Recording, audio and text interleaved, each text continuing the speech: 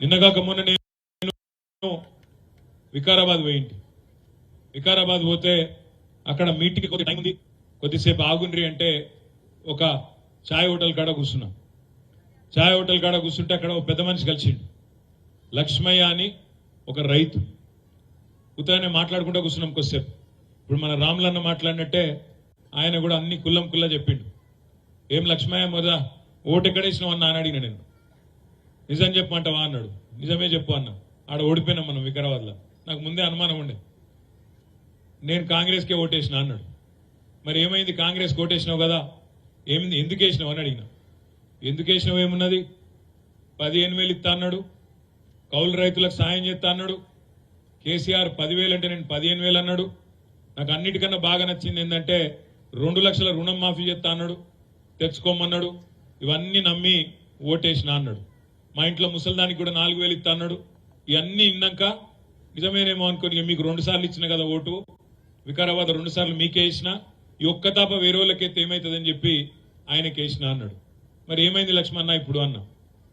ఏమైంది ఏమున్నది, మొన్న దరఖాస్తు పెట్టమన్నారు, పెట్టినాక దరఖాస్తు పెట్టినాక ఇక ఇగస్తుంది అని ఎదురు చూసినా, ఇక వారం 10 రోజులు నెల రోజులు చూసినాక ఇక ఆఖరికి ఉండబట్టలేకపోయి మన ఎంపీడీఓ ఆఫీస్కి పోయినా.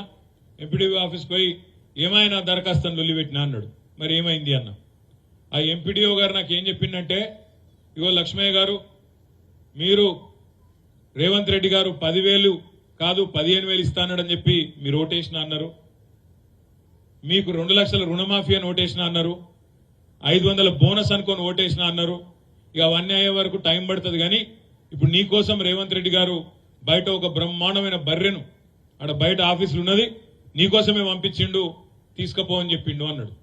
నేను సంతోషంగా సరే రుణమాఫీ కాకపోతే ఏంది, మంచిగా నాకు 15,000 రాకపోతే ఏంది, బోనస్ రాకపోతే ఏంది, కనీసం మంచి బర్రెనైతే వచ్చిందని చెప్పి ఆ బర్రెని తీసుకున్నా. బయట రాగానే బర్రె కనబడ్డది, దాన్ని పట్టుకొని తీసుకొని ఇంటికి తీసుకుపోయినా అని చెప్పిండు.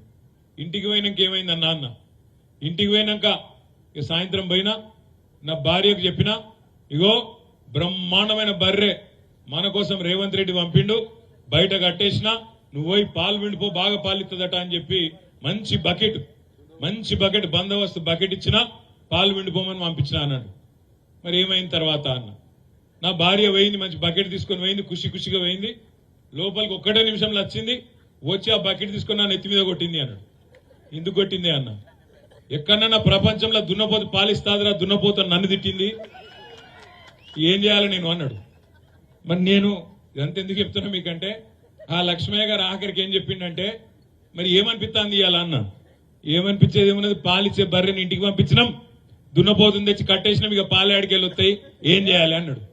ఇలా రైతులు రాష్ట్రంలో లక్ష్మయ్య గారు ఒక్కరు కాదు, రాష్ట్రంలో ఉన్న ప్రతి రైతు మనసులో ఉన్నది గదే, కొద్దిగా కుడి కొద్దిగా ఎడుమ. పాలిచ్చే బర్రెను పంపిస్తుంది, ఆయనతో ఎప్పటికప్పుడు పొడిచే దున్నపోతుంది తెచ్చుకుంటుంది, ఇప్పుడు ఇది కావాలి అది కావాలని లొల్లి పెట్టబడుతుంది, ఏడికెళ్ళి అవుతుంది అనే బాధ ఉన్నది. చాలా మంది రైతులు కాకపోతే ఏంటంటే ఊళ్ళల్లో కాంగ్రెస్ కోటేసిన వాళ్ళు తేలుగుట్టిన దొంగలకి చెప్పుకోలేక బాధపడతారు. బయటికి ఏదో అందం అంటే బాధ, చెప్పుకుంటే ఇజ్జత్ పోతుంది, చెప్పుకోకపోతే మానం పోతుంది, గట్లున్నది కథ.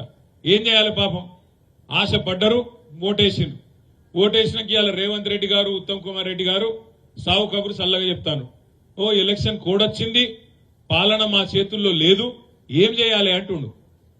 ఎవడన్నా ముఖ్యమంత్రి పాలన నా చేతుల్లో లేదని చెప్తాడా? ప్రపంచంలో ఎక్కడన్నా ఎలక్షన్లు వస్తాయి పోతాయి, ముఖ్యమంత్రి నువ్వే, ప్రభుత్వం నీదే. ఒక ప్రభుత్వాధినేత పాలన నా చేతుల్లో లేదు, ఎలక్షన్ కమిషన్ చేతుల్లో ఉందని చెప్తారా ఎవడన్నా? అయినా మాకు తెలియకడుగుతారు, రేవంత్ రెడ్డి గారు నీకు నిజంగా చిత్తశుద్ధి ఉంటే, నీ ప్రభుత్వానికి చిత్తశుద్ధి ఉంటే మేము డిమాండ్ చేస్తున్నాం. నిన్ననే మా పార్టీ అధ్యక్షులు తెలంగాణ తొలి ముఖ్యమంత్రి కేసీఆర్ గారు డిమాండ్ చేసిండ్రు, మేము కూడా ఇవాళ ప్రతి నియోజకవర్గం నుంచి చేస్తున్నాం. నీ ప్రభుత్వానికి చిత్తశుద్ధి ఉంటే రైతులకు స్పష్టంగా చెప్పు. 500 బోనస్ విషయం అడిగితే అది బోగస్ ముచ్చటనా నిజమా అని ఇవాళ మేము అడిగితే ఎలక్షన్ కోడ్ వచ్చింది అని చెప్పి ఇవాళ కుంటిసాకులు చెప్తున్నావు. ఎలక్షన్ కోడ్ రాకముందే మేము అడిగినాం, నీకు చిత్తశుద్ధి ఉంటే జీవోది అన్నాం, కానీ నువ్వు తప్పించుకునే ప్రయత్నం చేసినావు. ఇవాళ ఇప్పటికైనా నీకు చిత్తశుద్ధి ఉంటే రేవంత్ రెడ్డి గారు మీరు వెంటనే ఎన్నికల కమిషన్కు ఉత్తరం రాయండి. మేము మీలే కాపం. మీరు ఆనాడు అసెంబ్లీ ఎన్నికలప్పుడు మేము రైతు బంధు ఇస్తుంటే మీరు ఉత్తరం రాసి ఆపిన్రు. అయ్యో ఇప్పుడు వేస్తే కేసీఆర్ కోట్లు పడతాయి, ఇప్పుడు ఇయ్యనియద్దు రైతు బంధు అని చెప్పి నీ పార్టీ ఆ రోజు ఎన్నికల కమిషన్కి చెప్పి రైతు బంధును అడ్డుకున్నది. మేము నీలాగా తిర్రి పనులు చేయం, మీలాగా పిచ్చి పనులు చేయం. నువ్వు రైతులకు ఇయ్యాలా, నిజంగా నీకు చిత్తశుద్ధి ఉంటే నీ ప్రభుత్వానికి ఎన్నికల కమిషన్కు ఉత్తరం రాయి. ఏమని రాయి? మేము 500 బోనస్ ఇయ్యదలుచుకున్నాం.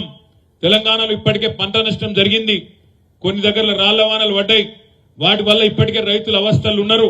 కాబట్టి అవస్థల్లో ఉన్న రైతులను ఆదుకునేందుకు నేను ఇచ్చిన మాట ప్రకారం 500 బోనస్ ఇయ్యదలుచుకున్నా అని చెప్పి ఉత్తరం రాయి. మేము కూడా నీకు అవసరమైతే నీ తరపున ఎన్నికల కమిషన్ కు బరాబర్ ఇయ్యాలి అని ఉత్తరం రాస్తాం.